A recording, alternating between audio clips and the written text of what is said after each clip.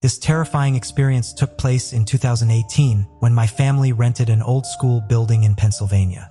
At first, everything seemed normal. The school had a large playground with swings and slides, and we quickly settled into our routine. But within weeks, strange incidents began to unsettle us. It started with the children.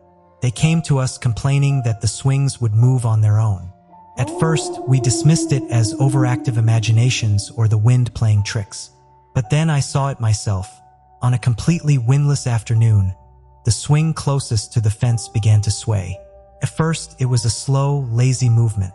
Then, as if an invisible force had taken hold of it, the swing started moving higher, as if someone was sitting there, pushing it with force. I felt a shiver crawl up my spine. Our school had a basement that had been locked up long before we arrived. The previous owners had sealed it off, claiming it was filled with useless junk. But soon, students started reporting strange whispers near the basement door. Some of the younger kids refused to walk past it, claiming they heard someone calling their names from inside. One evening, I decided to stay late to finish some paperwork. The halls were empty, the air still. As I organized files in my office, a loud scraping sound echoed through the building, like a chair being dragged across the floor. I froze. The noise was coming from the basement.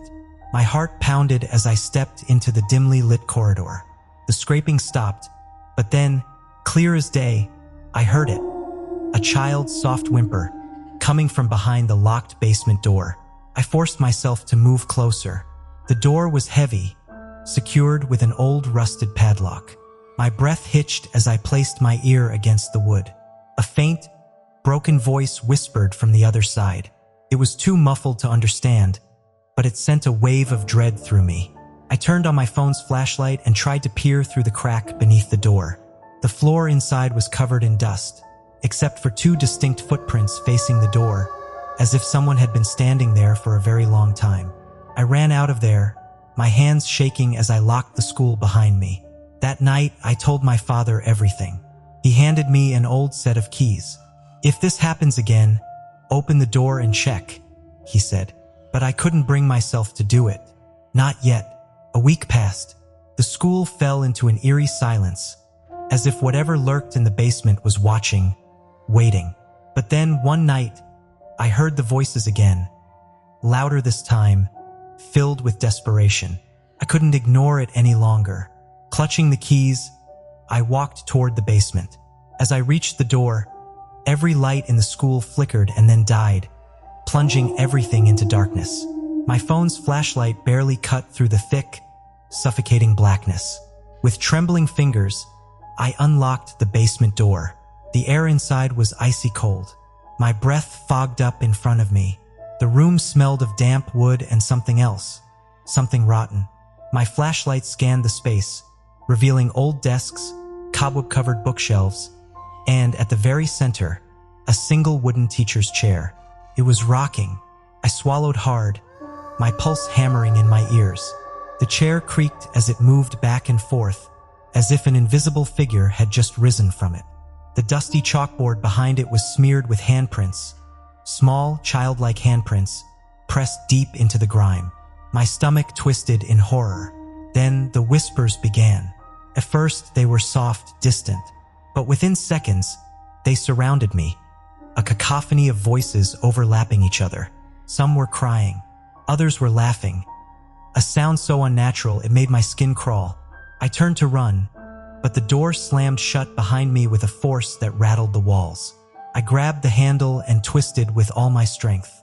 It wouldn't budge. Then, something moved behind me. I spun around, my flashlight beam shaking wildly. The chair was no longer empty. A shadowy figure sat there.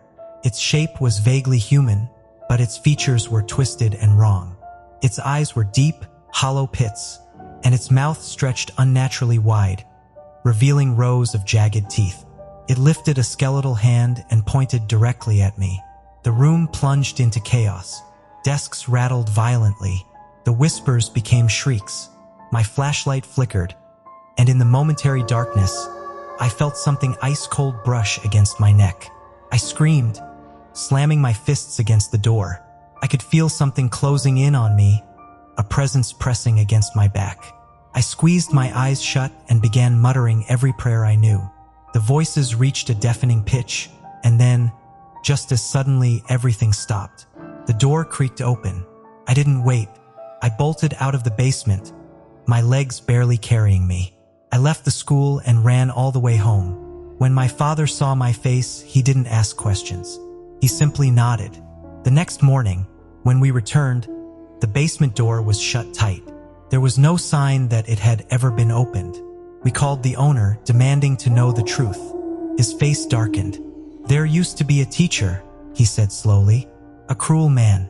He locked children in the basement as punishment. They say some never came out." My stomach turned. "And him?" I asked. "He disappeared one night," the owner said. "Right there in that basement. No one knows what happened to him. But ever since, people have heard things." Without hesitation, we decided to leave. We called a priest to bless the building, but even he wouldn't step foot in the basement. "Some doors," he whispered, "should never be opened." We moved the school to a new location, leaving that cursed building behind. But even now, years later, I still dream of that shadow in the chair, watching, waiting. And sometimes, in the dead of night, I wake up to the sound of a chair rocking slowly back and forth.